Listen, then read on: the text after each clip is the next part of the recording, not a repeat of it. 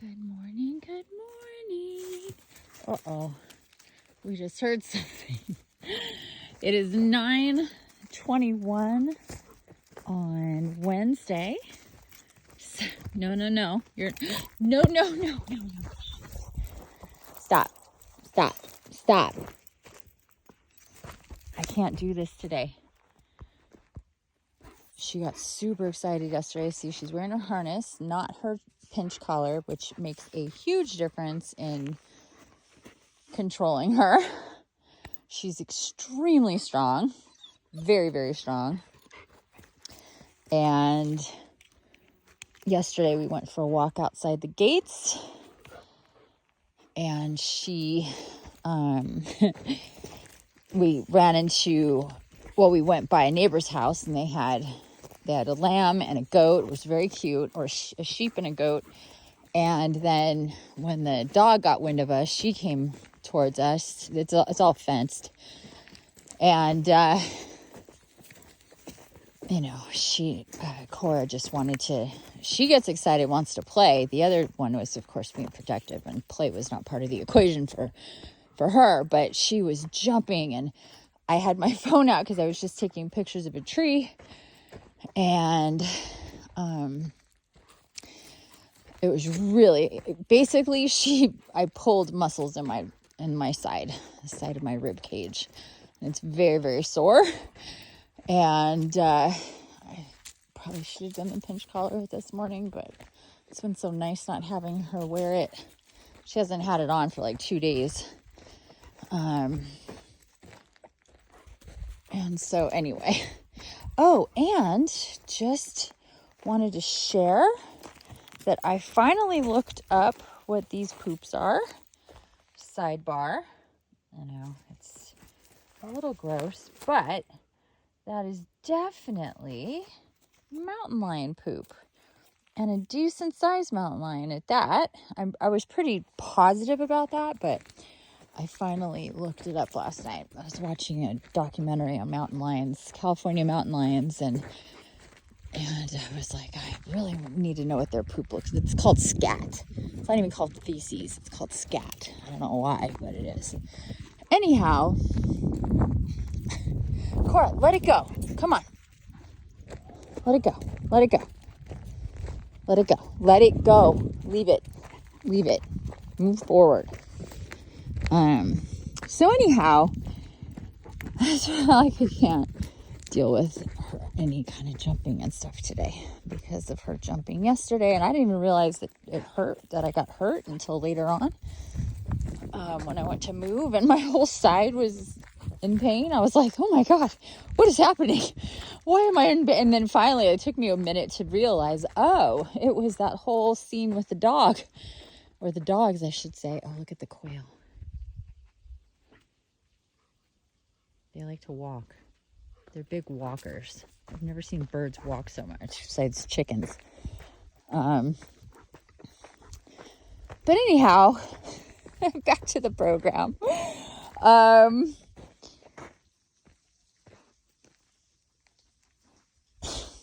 She's such a spaz. So today's walk and talk, I haven't done one for a couple days because I just have needed to spend this time by myself. But here we are. It is what is the date? The 6th of September, Wednesday, the 6th of September already. And, I wanted to talk about inner guidance. And there's been a lot of this, there's always been a lot of this, go within and you'll find your answers sort of thing. And I want to clarify what that means, because sometimes go within and get your answers or find your answers, however that's put, doesn't mean that the answers are going to necessarily come to you from connecting with yourself all the time. A lot of the time, what that inner guidance is telling you to do is to go someplace or to someone or to something for further assistance and guidance and more answers. So that's a real, I guess, misunderstanding that all your answers can just come from you and your guidance, your inner guidance, or your spiritual connections, your divine beings that are around you, because that is not always the case. Even for somebody like me who's highly and deeply connected, I don't get a free pass in figuring my way through the maze, if that makes sense. None of us do. We have to figure out that there's many tools and many places and many different types of information and people and experiences and situations that we need to assist us. So going within to find the answers or to get the answers can mean that you're having some struggles, you're confused, you're not sure what direction to go in, you're not sure to whatever. And you go within, and your guidance is to not necessarily giving you the answer, but it's giving you the next step to finding the answer. So this could be a whole slew of things, having a healing session, going to somebody like me, joining a group, going to an astrologer, whatever, we can't possibly get everything we need from ourselves. That's a very narcissistic approach to spiritual awakening.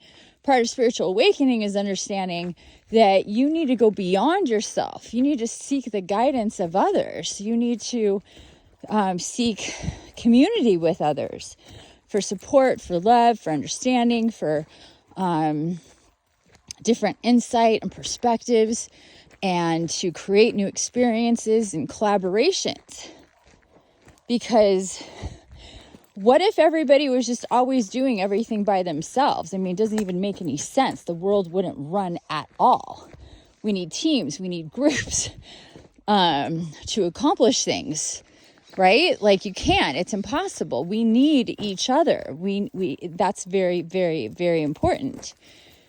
And that's something I posted I created a post today that raising your vibration is about healing, transmuting negative energy from old wounds, and disconnecting and all this stuff. So anyway, but I also wrote in the post that this is something you have to do yourself. People like me can open the door and guide you through, but you have to do the work for yourself. You have to push through times of resistance and times of pain and struggle to get to the other side, to get to the light, to let the light in. I am someone who clears the path for you to get there in a much easier way, so you don't have to spend so much time in confusion and turmoil and fogginess and all the things that come with it.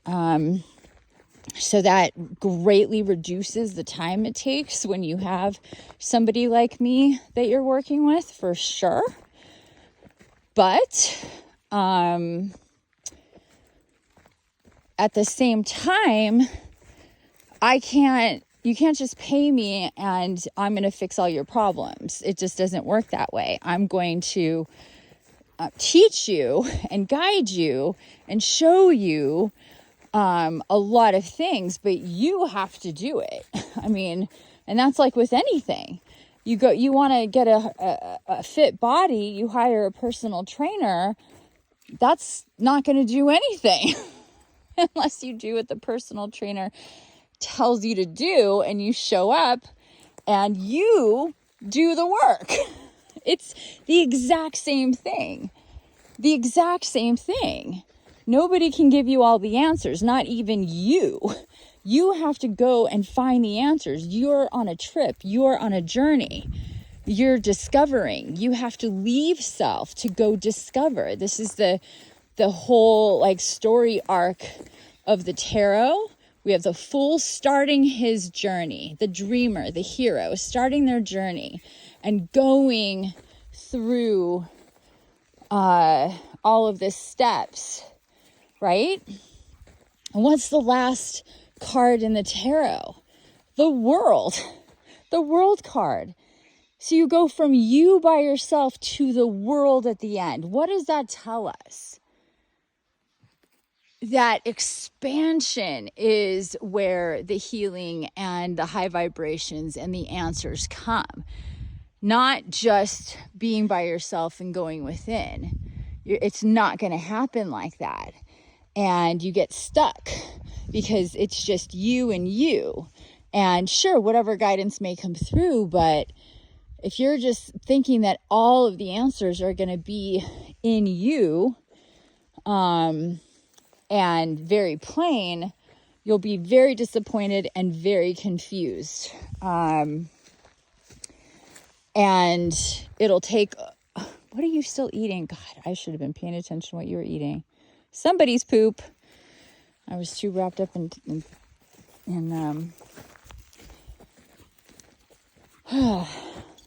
talking. So I just wanted to have a little talk about that today because I've seen a lot of this, and I know that for me, when I first started, that confused me. It was like, there's all this information and all these books and all these, webinars and seminars and workshops and people that you can hire and retreats you can go on and things you can learn. And this all requires things from outside of me. So how can all the answers just come from me and inside of me? That's not the case for everything. And we need other pieces to the puzzle to put it all together. And we get those pieces from various sources and in various ways. And there's this misconception that you don't need a guide. You're your own guru kind of thing. I see that a lot in the group. And it's like, go within and you'll get all your answers and you don't need anybody else, when there's people going, who do I go to, or where do I go to for help and in my spirituality and my spiritual awakening, and I'm confused. I don't know what to do. I just woke up. I mean, when you just wake up, you're not going to find all the answers within. And that's really condescending and very damaging to tell somebody who's newly awoken that they just have to go within to find all the answers. I'm like, yo, is that what you tell a baby when it's born? Like, figure it out, baby. You're here now. Do it yourself. I mean, how long does it take for us to be self-sufficient when we're born? And so here we are awakening, which is a rebirth. And while we might be adults and we can feed ourselves and we can take ourselves to the toilet, that doesn't mean that we are equipped to understand the situation. And to go within is going to give us the answers, all of the answers very clearly.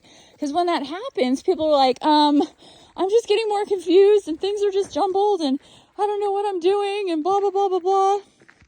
Come on, babe. And it's like, well, no shit. It's just way too much, way too intense for you to be, all on your own. You need to go outside of yourself. You need to read books and watch videos and go where guided on social media or websites and movies and places and people and different tools like crystals and essential oils and flower essences and all sorts of plant medicine and all of these things that are going to help you eventually get to a point where the clarity and the messages that can come through you are a lot. But still, it's not going to be all of it all the time. It can't be. It just can't be. So I hope this helps clear this up, that we need help, we need guidance, we need healing in various ways, not just one way, not just by going within and facing your shadow. It needs to come in various ways, at various times, for various reasons. And our job is to be open to all of that and to understand that we won't always understand. And we just have to have faith that as we go and take ourselves to the unknown, to an unknown destination that we never thought we'd be experiencing, that type of journey. I know I didn't. If you asked me 15 years ago, even less than that. But let's say 15 years ago, any aspect of my current life, if that was, to be my reality, I would laugh in your face.